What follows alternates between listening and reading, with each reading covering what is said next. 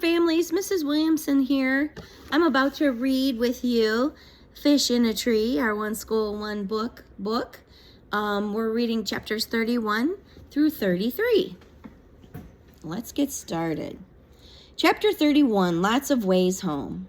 So did your mom tell you that we talked, Mr. Daniels asked. Yeah. I take a long, deep breath, noticing that I can feel my own heart beating.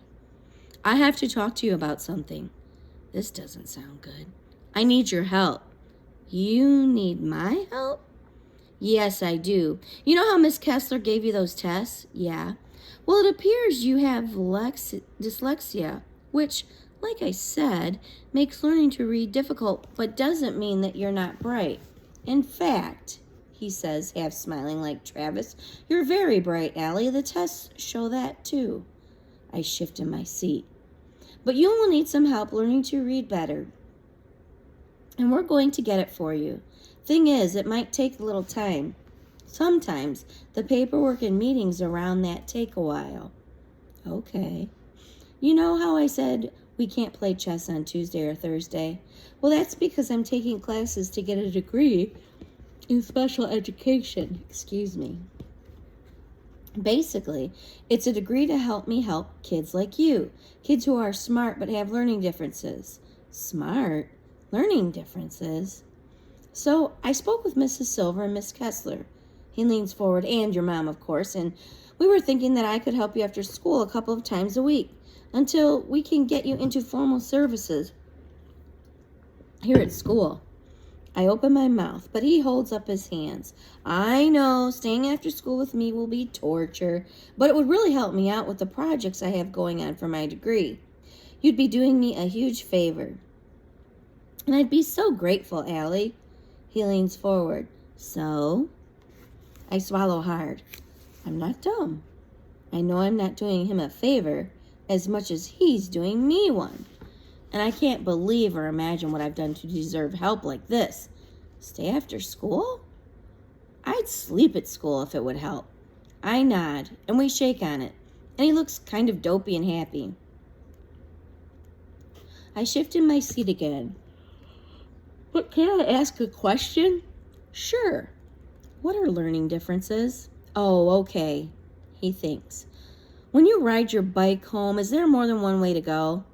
Yeah, I thought so, he says. Well, just like there are different ways for you to get home, Allie, there are different ways for imagination or information to reach the brain. You have 5 senses, right? Taste, smell, sight, hearing, and touch. I nod. So what if an alien landed in a spaceship and you had to explain what the word frozen means without using the sense of touch? What if you had to use just words? I think that would be hard, do you? Yeah, it would. I think if you've had some trouble learning words with just your eyes, we are going to incorporate more of your senses to practice letters and sounds. And I want you to relax about it. We'll have fun. I won't give homework on this, no tests to study for, anything like that. Okay? I nod. Have you liked playing chess? I nod, hoping we can play today. You know, I had a feeling you would be good at it. I think your mind learns in pictures, and it helps you to be a really good chess player. We've played several times now, and you have learned it fast and improved a lot without much time. Also, thinking in pictures, he leans forward. It's one of the reasons you are such a good artist. Okay, I say, thinking this all sounds good so far. The only thing that worries me is that it won't work. I still won't be able to read. Good, then, he says. We're going to practice writing letters, but we won't use paper and pencil. Then he pulls out a large metal sheet and hands me a bottle of shaving cream. We're going to use this. And by writing in shaving cream, you'll use sight and touch and write large enough to use your whole arm. Just more ways for the signals to get delivered to your amazing brain. I smile. Now, fill that giant sheet with foam and let's get started. As I draw my finger through the gooey foam, I think about the words, learning differences. And I'm filled with fear and happiness and questions, but I'm mostly filled with hope. Chapter 32, Screen Time. The day has been pretty good, and it just keeps coming. When I get outside, Mom and Travis are waiting for me in the car. We're going to head over to a friend's house to use their computer to Skype with your dad, my mom says. We are all missing him so much, I thought it would be good. The screen flickers at first, but then there he is in his tan fatigues. Daddy, I say, not able to hold it in and sounding like a little kid. Allie Bug, you're so big. How are you, sweetheart? I'm good, Daddy. How are you? I'm good but homesick. I sure miss you guys. I think how there's a word for him missing home, but not a word for us missing him. He holds up some of my pictures. I love the pictures you sent. I hang them up around my bunk. The other guys are jealous. He winks. I can tell that my mom wants to cry, but she doesn't. She says that being a soldier's wife means being strong for him. She doesn't want him to know how hard it is without him here. He has enough to worry about over there. I sometimes wish she would tell him. I sometimes wonder if he would come home if he knew. Good, Daddy. I miss you so much. I miss you too, honey. You know I do. How are things? More silver dollar days or wooden nickels? Some of each, I think, but more silver dollars lately. My teacher is cool. He is. And I find I can't even explain it in words. Great. That's terrific, sweetheart. And I have two friends, Keisha and Albert. Keisha likes to bake and she's brave. You'd like her, Daddy. And Albert is like a computer. He is so smart. He's a little nuts, though. He's been telling us how he loves all of the standardized testing. He actually thinks it's fun. Fun? Testing? He sounds like a different kind of guy. He is. And there's a girl named Shay at school who isn't very nice to me. I feel rushed, like I have to get everything in fast. Well, you'll always run into people like that. You can hold your own, I bet. My mom pats me on the back. Have to give Travis some time, honey. Okay. And I watch a movie of myself being strong and saying goodbye and not crying. But I want to be able to step through the screen and wrap my arms around my daddy. It feels like a part of us all is missing, and we won't be whole again until he's home. Hey, Dad says, remember, Allie Bug, I love you. There isn't anything in the world I love more than you, your brother, and your mom. I nod. Travis sits down next. Hey, son, how are the big plans coming? Not so great. What's going on? Nothing, Travis says. Come on, maybe I can help. Travis glances at Mom and me. Well, this new manager came in at the garage. The old guy used to let me do my thing, you know, but this one hangs over me, always asking me to follow the specs in the manuals. If I do something, he wants me to know what page I looked it up on. I know how to work on different cars. I don't need to look it up. My dad takes a long, slow breath. Well, that does sound rough. Have you tried talking to the guy or having him talk to the old boss? The old boss is out with back surgery for a while. Travis shakes his head. This new guy, he just doesn't get me. His voice cracks. My father leans forward, resting his elbows on his knees. Now he looks like he wants to crawl through the screen. You'll get there. I know you will, and this is temporary. Just try to work hard and learn everything you can. Travis nods, but looks at the floor. I hear him mumble, there are some things I just can't learn. I'm proud of you, Trav. You know that. He clears his throat. I'm sorry I'm not there with you. Yeah. Travis looks up at the screen. Love you, Dad. Love you too, son. Hang in there. It will get better. Travis nods, but I can tell he isn't buying it. Then he stands. Come on, Squirt. Let's give Mom and Dad some time. Why? He pulls me over. So they can talk mushy and private, that's why. We sit down at the kitchen table, and Mom's friend gives us sodas. Travis cracks open his and takes a deep breath. What? I'm just so frustrated, Al. There's so much I want to do, but I want to help him. Maybe we could head out to some junkyards like we used to and see if we can find something worth fixing up.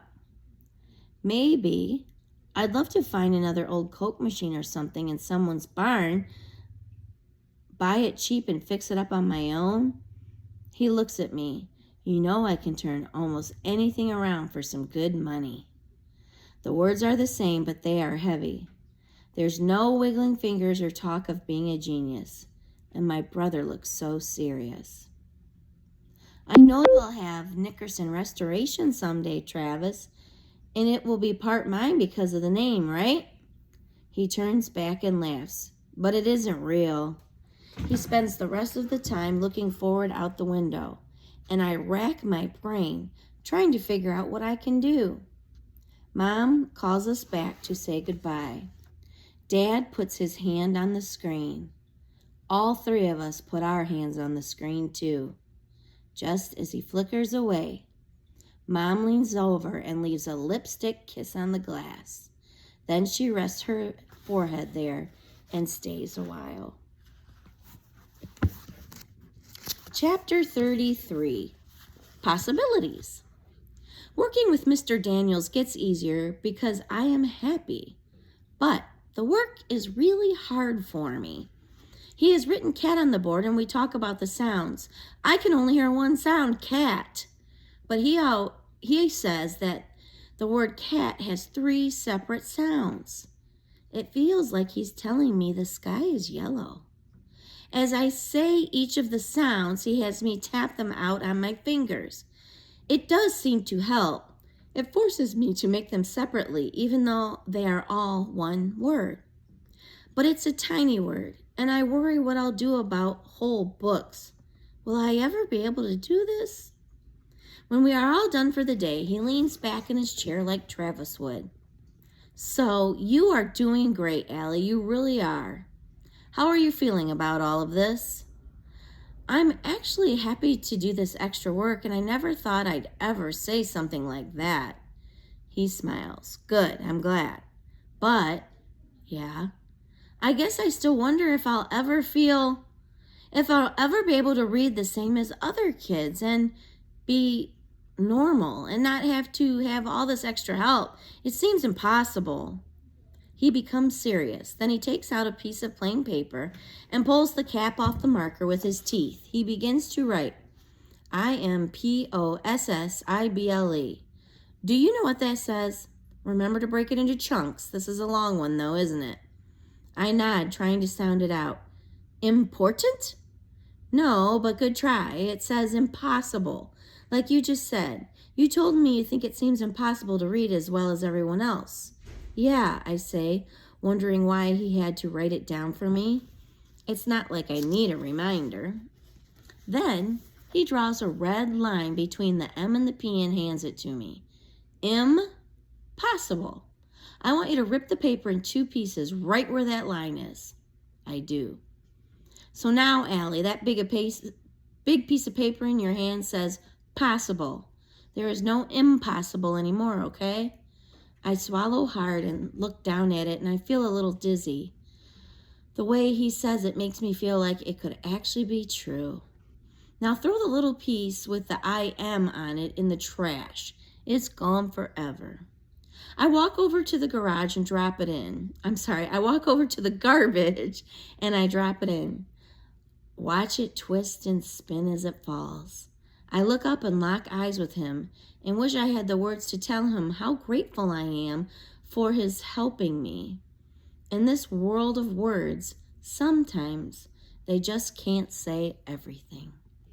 All right then, he nods, you head home. I have some homework to do or I'll lose my recess.